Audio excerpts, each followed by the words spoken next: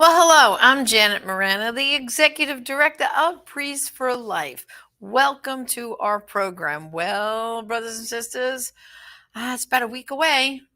At what everyone's saying is the most important election ever. I know you might be saying to me, well, Janet, we heard that before. Every year seems to be the most important election.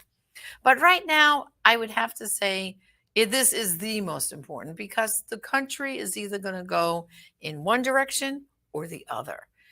And joining me today is our National Director, Father Frank Pavone, and we're going to be telling you what we need you to all be doing in this final week before the election. So, Father, welcome to the All right. program. Well, here we are. So, like I said, it's the most important.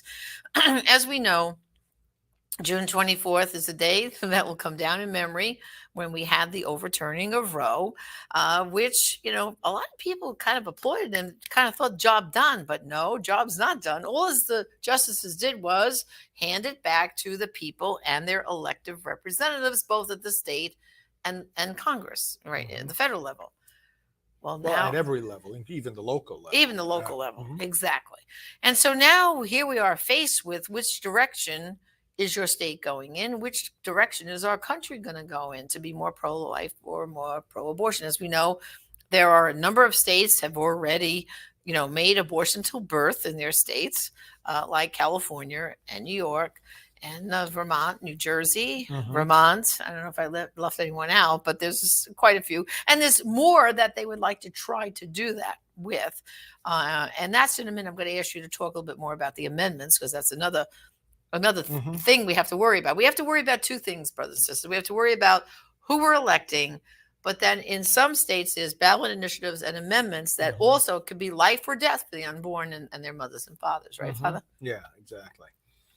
So now, hopefully everyone's registered to vote. I think there's only a handful of states that you can register up to even election day. But for the most part, registering voters, that's behind us right now. What we have now is show up and vote. Isn't that the idea, Father? Because what I've been gathering is don't use those mail-in ballots. If you have early voting in your state, go in person, vote early, and if not, then show up on election day. Well, we have, this is like every day has to be treated as election day because with the early voting, the fact is that people are voting, people can vote. There are benefits to voting just on election day, but there are also drawbacks too. I mean, the other side of that coin is that you might be sick, your children might be sick, there might be unexpected things that get in the way. I mean, you're narrowing it down to just one day, and that's it. So if something goes wrong, your ability to vote is more in jeopardy. The other thing, too, is that we have to be using these days in those states where there is early voting to be getting as many people to the polls as possible. It's a numbers game, as we've always discussed. And, there's a certain intensity about Election Day. We think back to all the past elections that we've been involved in, and there's real intensity of that day. And now it's hard to make the mental jump, but we really do have to treat every day like election day because it in fact is. Millions and millions of people have voted already in this critically important midterm elections. And you can't let the other side get so ahead in the early voting if we're just sitting back and waiting that it's hard then to catch up on just in one day, right? I mean, so, there's arguments on both sides of that.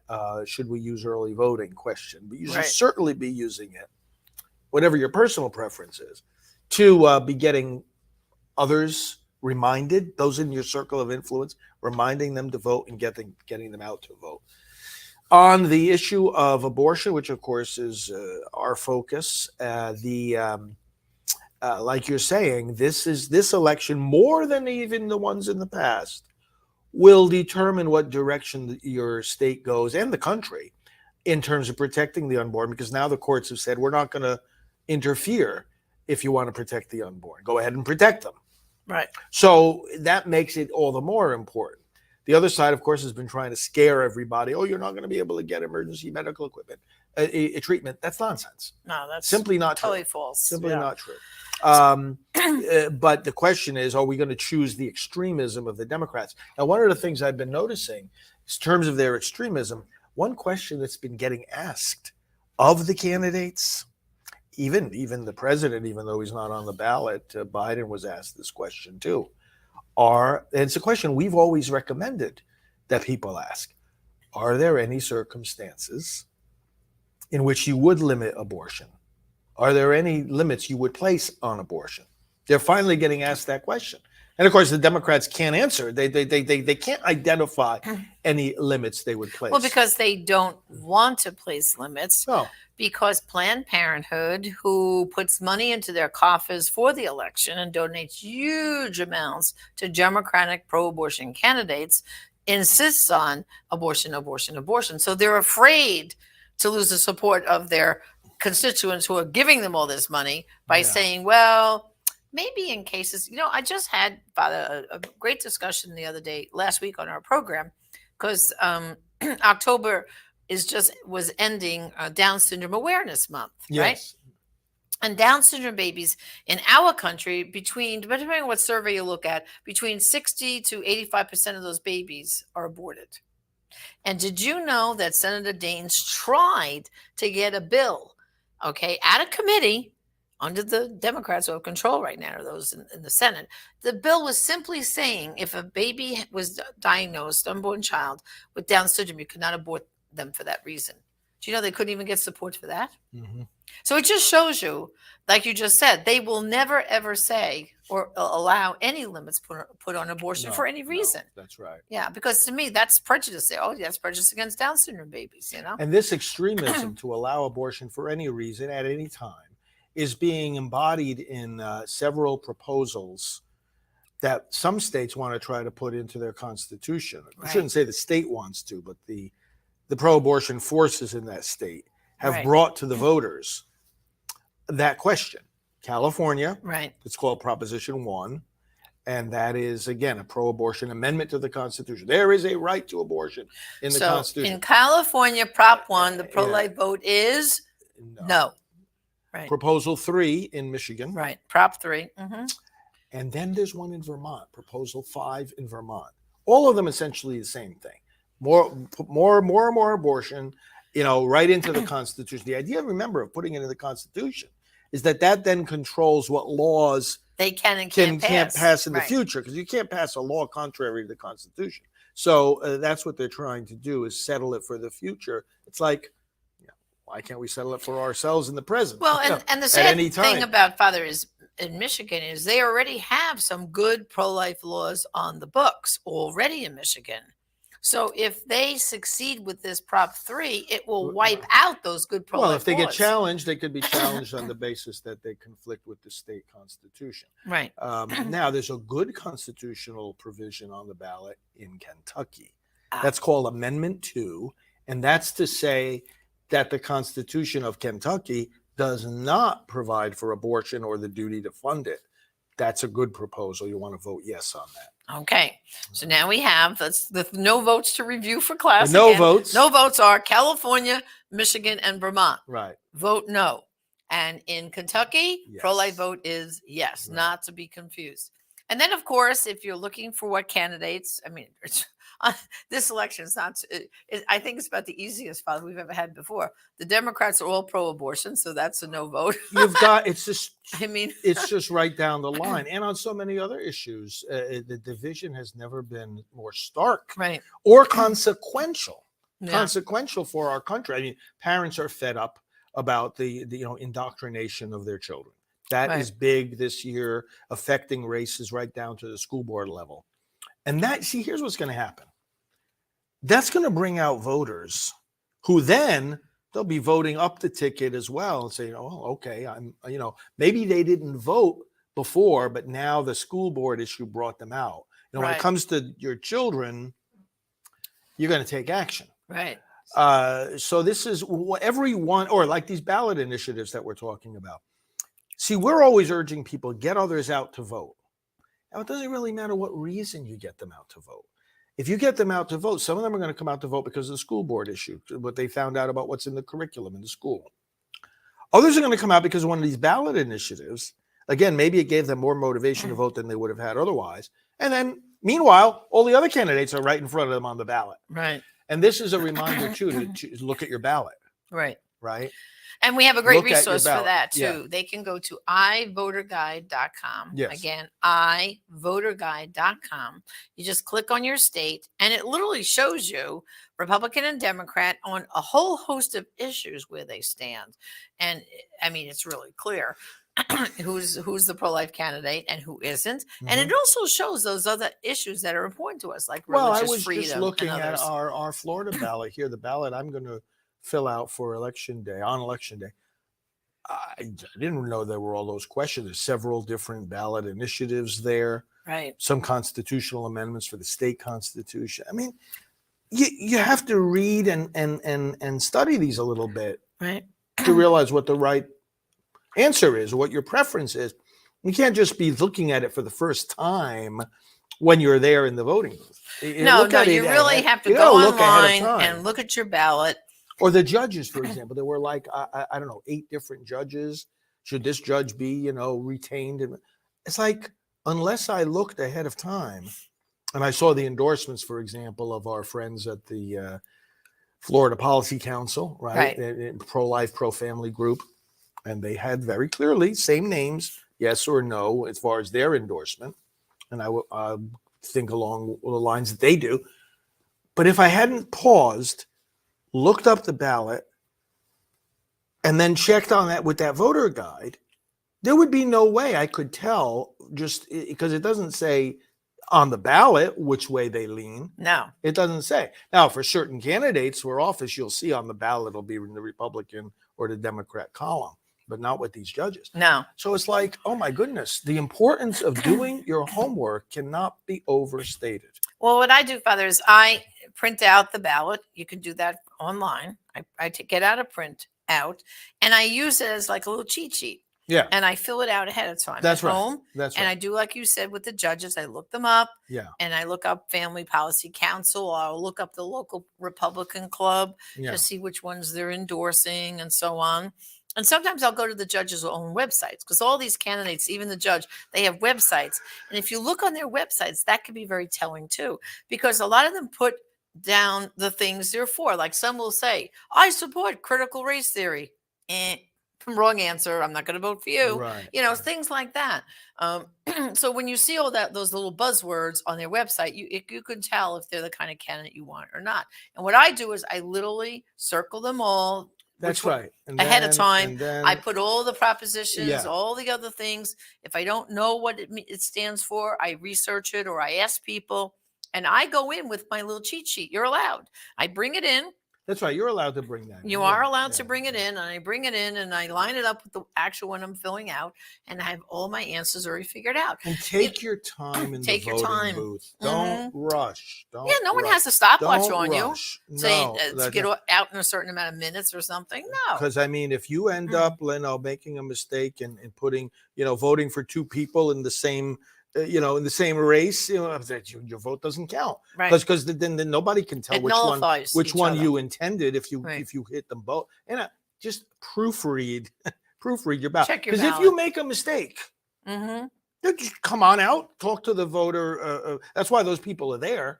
Oops, sorry, I made a mistake. Can you give me a fresh ballot? Right. And depending on what kind, because in some states they have a machine. When I used to vote in New Jersey, it was a computer screen. And you had it with a little thing, stylus. You had to kind of tap. Check it off, X. And one time it happened to me. I went, oh, shucks. I hit the wrong one. I leaned out of the curtain and said, excuse me. Come and help me. Yeah. What's the matter? I said, I hit that. I didn't mean to. It should be this one. Right. She goes, okay, we have to. I don't know what she did. They reset it. Yeah. They reset it. Now you can vote again. Yes, they're there to help you. Yes. So don't ever feel rushed. Don't feel rushed. No, absolutely not. Another thing, Father, people are still concerned, and I know you can address this, election integrity. And I've been encouraging people that a lot of election integrity initiatives have happened all over the country, right? A lot of states. Over 100 measures in 41 states, and some positive court cases have happened too in our favor. Listen, the question of election integrity, when there are concerns about that, There's only one conclusion to come to. That should make you more motivated to get out there and vote and to get as many other people out there as possible. Because we've got to flood any errors or, God forbid, intentional, misdeeds being done. You flood it with good and valid votes. We have no choice except you got to move forward. There's no solution or good is gained by not voting. Right. No good is gained by that at all.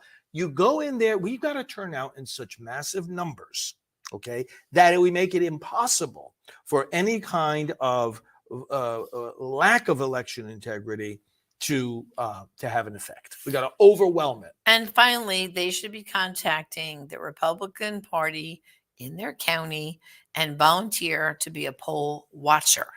Okay, poll workers, that train's left the station. They've already hired who they need. Those people are already in place. But poll watchers are very important. Mhm. And they need a lot of them still, Father, in different counties. So I want to encourage everyone, go to your local county Republican office and tell them you'd like to volunteer to be a poll watcher. And you get a certain number of hours to be there. And they assign you to, and they give you, they tell you exactly, you get like a cheat sheet, what to look for and what to do if you see something in question. Yes, that's In other right. words, you're not going to confront the person. Like if you see something not going on correct, don't think that you have to do the intervention. Don't think that you have to sound the alarm. No, they give you exact instructions, what to do. Your eyes and ears. Your eyes and ears on the who ground. to call. It's kind of like if you see something, say something. That's what it's like. You're there. They tell you what to look for. If you see it, then you have a number to immediately report what you're seeing. That's now, here's wrong. another interesting thing about these final days before the election. This is the time for the wave to crest. Well, what I mean is, we've been seeing some good polling, all during this season, but we've got to realize that not everybody is like our audience now, where we're paying some attention. And many of us detailed attention to this election. There are a lot of people, you think of it in terms of, especially guys, right? When do you do your Christmas shopping, right? They do it on December 24th, unfortunately. Well, yes. and then that's the same thing with the election. It's like, okay, if I see advertisements for Christmas gifts in October, or even November, a lot of people it's like, okay, I'll think about that later. I'm not even going to pay attention to that now.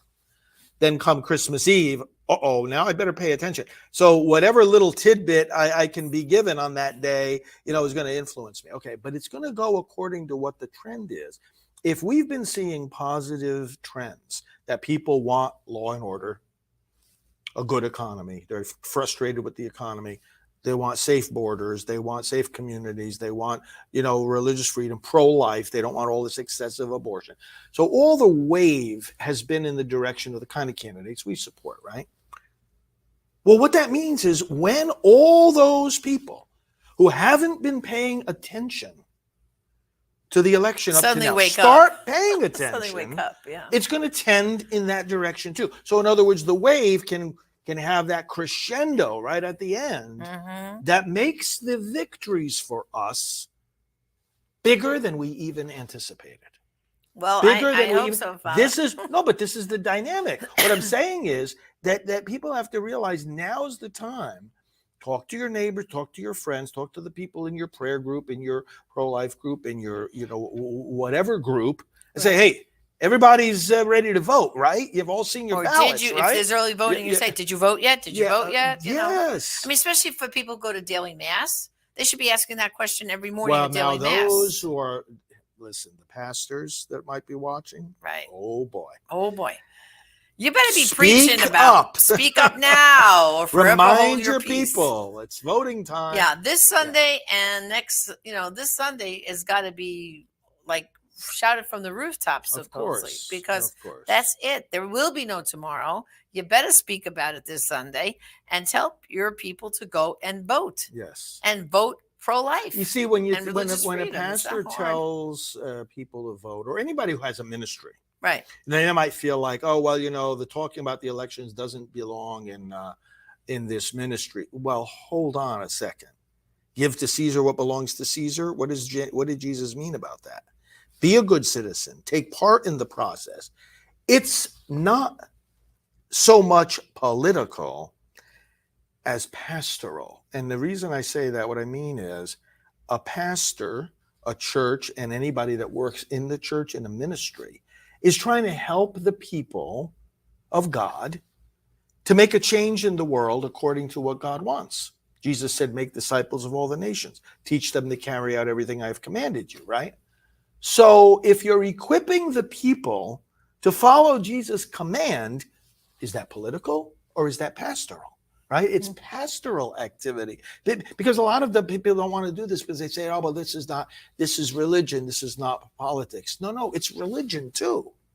If you're talking about equipping people how to make a difference in the world. Now, there's a lot of ways we make a difference in the world. One of them is in that voting booth. Make a big difference. And also, you've heard me talk about this as also voting is an act of love of neighbor. So the love of God, because you're obeying Jesus' command, but it's also love of neighbor, because you're choosing not only your leader, you're choosing your neighbor's leader.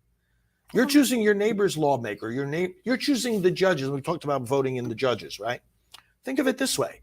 You're choosing the judges that are going to judge your neighbor's disputes if they have to go to court. You're judging the lawmakers that are going to vote for the laws that are going to affect your neighbor as much as they affect you. Right. So is this love of neighbor to elect the right person? Is it love of neighbor? Of course it is. Good point, Father. Well, I just want to review to remind everyone in these final days what they have to do. First of all, vote a guide, ivoteaguide.com. Right. Look at your ballot. Look at your ballot and research. Take your time. Do Take it. your time. 20 minutes, right? Would you say? Yeah, that's all it takes. 20 minutes. Not even. Yeah, about 20. Priest for Life has our own voter website, prolifevote.com. Pro-Life Vote, that's right. Lots of information's up there on the candidates and information. Yes, and we have links to everything that you can imagine up there. And, of course, say the election prayer every day that we have online. And, that's important, too, because we have to be praying about the election if we want the good results. That's right. And everything I see so far, though, on TV, when I'm watching the different people reporting, it all does seem going in a good direction. But it's not over till it's over. These are elections, on November 8th. And every team, our team has to bring the most people over the finish line. That's so right. that's what this is about. Yeah. Because the unborn children and their moms and dads are counting on everyone to show up and vote. And saving America is right. counting on it. Yeah. Exactly. Well, Father, thank you for joining me today in All this right. final push before the election. We're pushing hard, yes. And we'll be back after the election, of course, to give the analysis once we get those results. So thank you once again. All right. Well, brothers and sisters, it's really up to you. Every vote is going to count, and there are some candidates only you will be able to put into office by your pro-life vote. So get to work, get as many like-minded people as yourself out to the polls, and let's bring this election for the unborn to a successful conclusion. This is Janet Miranda, Executive Director of Priest for Life. Thank you, and God bless.